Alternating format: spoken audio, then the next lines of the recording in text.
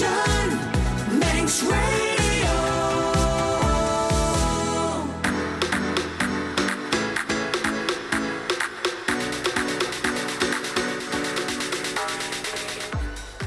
Faster my good evening and welcome to day 6 of competition at the 2022 Commonwealth Games here in Birmingham.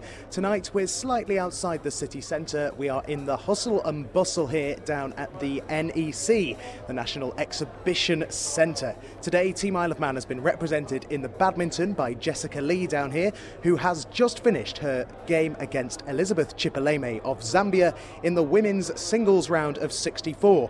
It means Jessica Lee progresses to the next round. That match will be tomorrow, and Rob Pritchard's here who can give us the score from that game. Yeah, absolutely. We just had it in the last few moments, in fact. So Jessica Lee started strongly and finished very strongly as well. So she took the first game 21-15 and the second game 21-8. So improving on the first game. And just a reminder of the format, it is the best of 3 games. And if they go beyond, if they get to 21 apiece, then they have to win by 2 clear points. So those particular games can go on for a while. But Jessica has been absolutely clinical out on the court today. Storming ahead of Chipoleme there, and we wish her all the best. Our man Elliot Turnbull has been watching the game and will be with us shortly for a report on how it's been, and he'll hopefully be chatting to Jessica too. Meanwhile, after a record-breaking and thrilling journey for the island's aquatics team over the last few days here in Birmingham, their campaign came to an end this morning, taking part in their final event. And it started with the person who got things underway. It was Kira Prentice who took to the poolside for the final time at this event in the heats of the women's 400-metre freestyle. And Kira finished things off very strongly for the swimming squad, posting a time of 4 minutes 48.86 seconds, just 2 seconds off her personal best in that class. So, after getting out of the pool for the final time, she spoke to Elliot Turnbull. I think I was really happy with some of my swims. Some of them could have been better, but it is just still part of the experience and just trying to learn from it. And just now in the 400 metres, 4:48.86, how are you feeling with your time? At times, it was pretty good, but close to my PB. But I did follow my race plan, and I think I followed it quite well. Obviously not well enough to get a PB, but happy with it. And you've been incredibly busy here in Sandwell past few days. We've seen you in multiple heats. You've been in the freestyle backstroke. Which discipline do you reckon you've preferred? I think I definitely preferred the free, long course, but then maybe I prefer back short course. Yeah, it's different. Yeah, I was going to say, you've sort of done 50 metres earlier in the week. How was it doing the 400 out there today? It's definitely very different because you just got to probably think about it more. Well, how you pace it and stuff. 50 metres just go as fast as you can the whole way, but 400 is definitely quite tactical, but yeah, just got to follow your own race plan. And going forward with your experience from these games at such a young age, what is it that you're going to take forward to future swim events, future competitions? I think just watching the best swimmers here, it's really inspiring and really motivational because I want to race them and be like them. So yeah, just going to train hard for the next forever, I don't know. Kira Prentice there. I don't know about you, Rob, but I'm feeling pretty emotional. I've really enjoyed it. We've spent a lot of time there at Sandwell at the Aquatics Centre. We absolutely did. But it really has. It's been an extraordinary journey. I think they've all said it, the athletes, the swimmers themselves, Lee Holland, the coach, Rosemary, the manager, everyone has said just how incredible it's been to watch these young athletes just pushing the boundaries of Manx swimming. How many times have we said it now that the record books are just being torn up and new standards being set? It's been absolutely wonderful to see just how calm as well and how relaxed they've all been going into this. I think Lee Holland actually said in the build-up to this just how relaxed they have been. Indeed. Rob, let's pause there. Let me tell you that we spoke to Alex Bragazzi's father. Alex Bragazzi, one of our team of 7 swimmers. Each of the 7 has had a PB this Games. If we include relays, they've all been involved in setting a new personal best. So let's hear from Alex Bragazzi's father, who we bumped into, Mark Bragazzi, who told us how proud he was to see his son and the rest of the squad doing so well here. Terrific. It's been nice to see him swimming. It's a pity about his COVID episode beforehand, but he's done reasonably well. It's been great supporting the rest of the team, seeing some of the newer swimmers come through now. The atmosphere in the pool, I've never seen anything like it. The crowd go mad. Especially some of the smaller nations, when their times have not been so great and they've come in after some of the more famous swimmers, the crowd have been very appreciative of their efforts. But the whole atmosphere, they get you wound up very well at the beginning, and it's just terrific. There's great support for all the countries, and it's been very enjoyable to watch, and I think the Manx team have done extremely well. And it's good for the Isle of Man to be at these games as well, isn't it? Yeah, I think so. It's the greatest level that our sports people can get on, unless you're riding, swimming, shooting or whatever for Great Britain. So that's I'm very appreciative that we get the chance to put the Isle of Man on the map. There we go, that was Mark Bragazzi, and he's so right. We really do put the Isle of Man on the map here at the Commonwealth Games, don't we? We do, and you've got to put it into context of just what every single nation is trying to achieve here. And you look at some of the sizable squads that are here. When you look at the likes of the home nations, England, Wales and Scotland, you look at the likes of Australia, just to name a couple there. Context for them and success for them, you have to put it into context of what the opportunities that are available. And for the Isle of Man athletes, they push so hard to, I suppose, I'm trying to find the words here, but if you put it into context of what the Isle of Man is all about and actually raising the standard of Manx sport in general, what an example it is setting to be seeing personal bests being broken, Manx records being broken. It's an inspiration to the young boys and girls out there watching on the Isle of Man, wanting to get involved in a sport, and they can go, I'd love to do that, I'd love to do that at the Commonwealth Games. That's the important thing you take from this, not just the short-term celebration, which of course you drink it in, you want to make the most of it, and absolutely you'll have earned it, but it's also for the long-term future, what it's going to do for the wider Manx sport. And as we know, the likes of Ciara Prentice, Harry Robinson, some of the younger members of the team, 4 years ago will have been watching the teams, the athletes competing for the Isle of Man.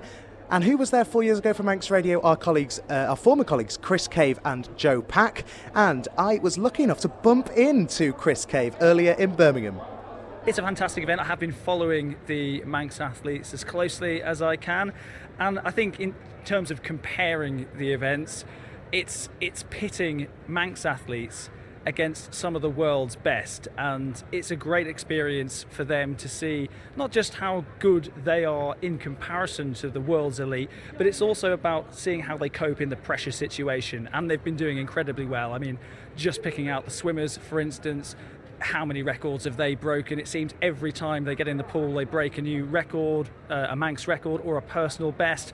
It's so difficult to keep up with sometimes, but they've been doing fantastically well, and I think a lot of the times it's not about them placing on the podium, it's about representing the Isle of Man and putting on a good show, and each and every one of them are doing fantastically well. 4 years ago, Chris, you were lucky enough to interview Tim Neal after he won a silver medal in shooting. That sport not here this time. What do you think that means for the Isle of Man?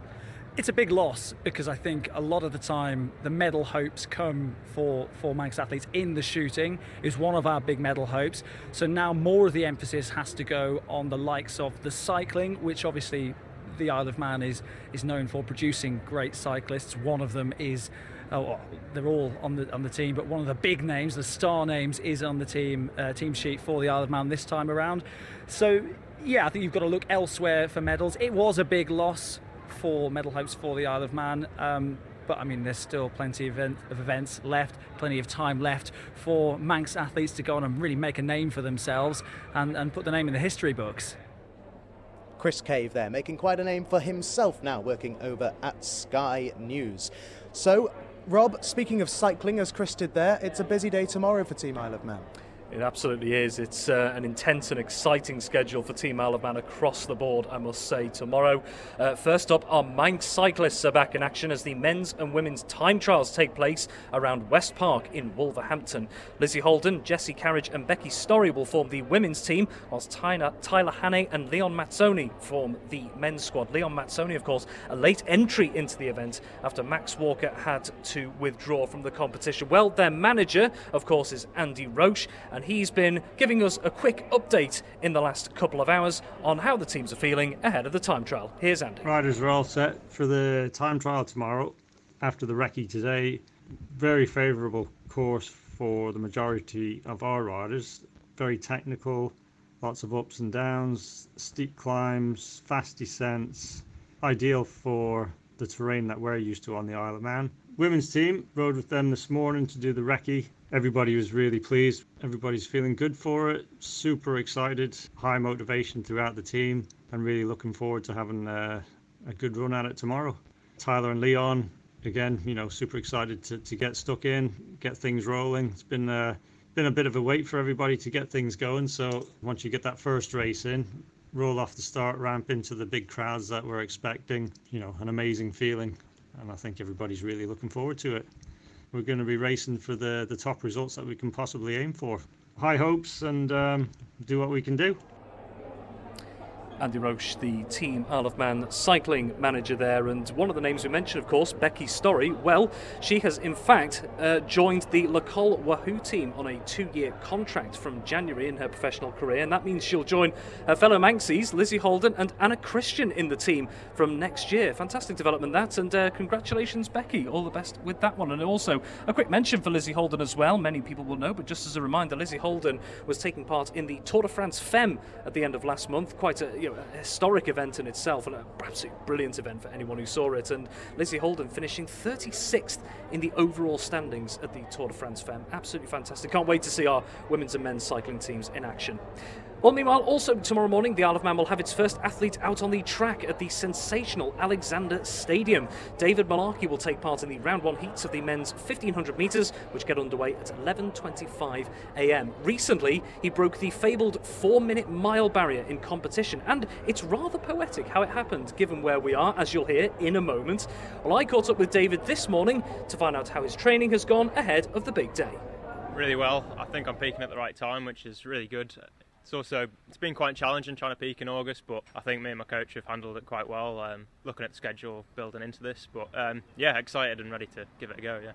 You've been hitting some great levels recently. Of course, we saw you recently break the 4-minute mile barrier. That's obviously a significant milestone for any athlete, really.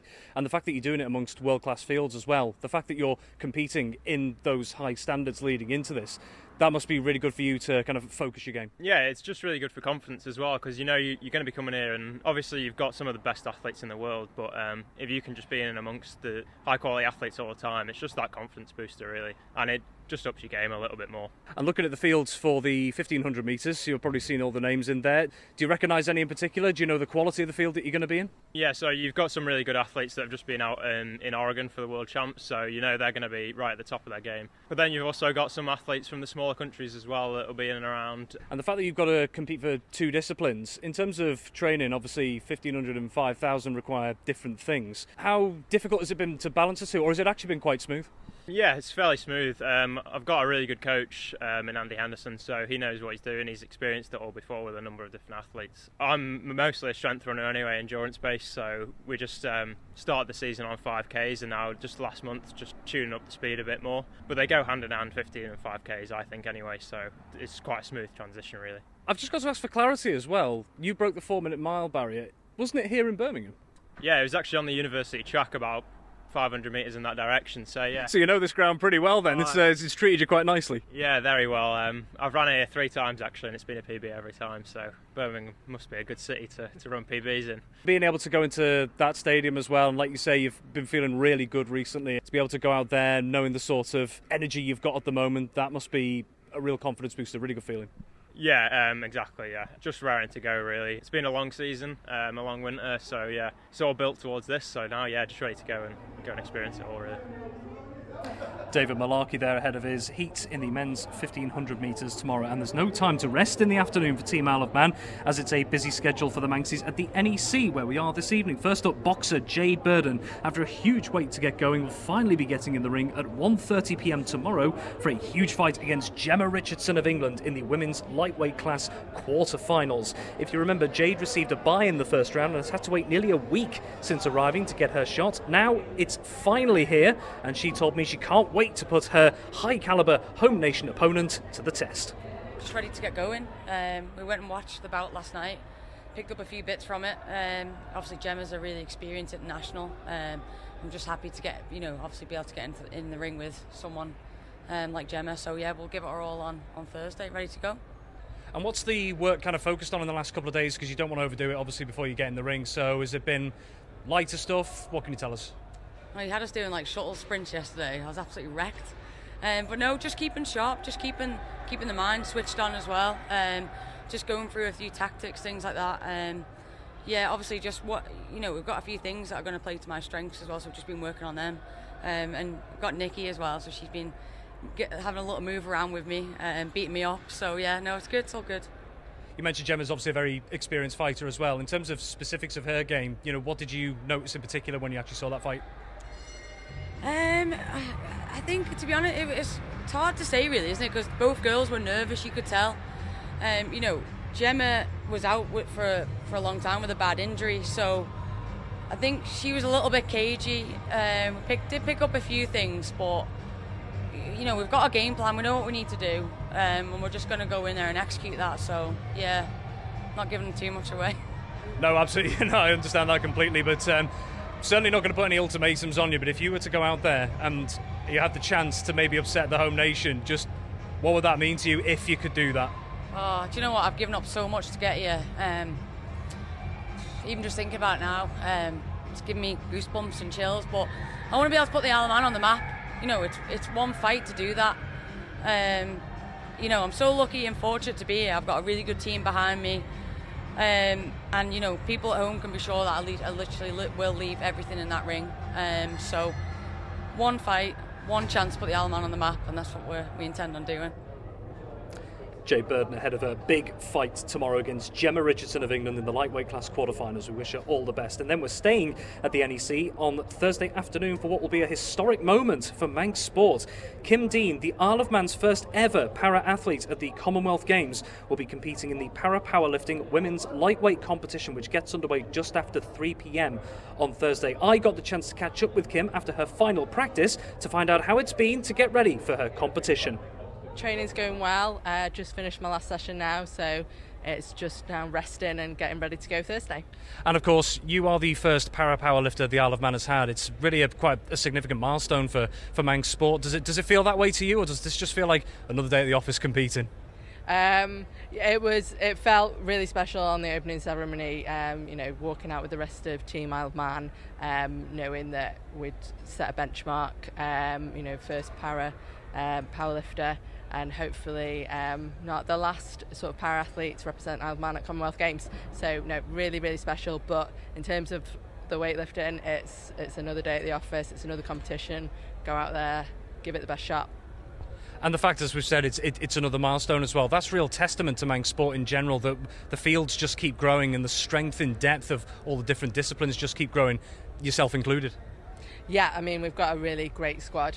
34 athletes across a range of sports here to just show it the best. The guys that have already gone out have really left it all out there and had a really sort of great game so far, and there's a few of us left to go towards the back end of the games, and we're just waiting now to show what we can do as well. And finally, just looking ahead to the competition as well, not going to ask you to think of anything specific here, but for you at your first Commonwealth Games, what would you class as success for you? For me, it's definitely getting one lift on the board.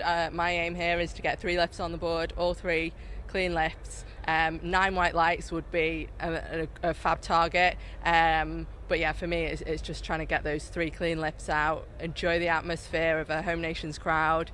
I've got some family in the audience coming down, some friends from work, etc. So it's going to be really good. Kim Dean there, and we're looking forward to seeing her in action tomorrow.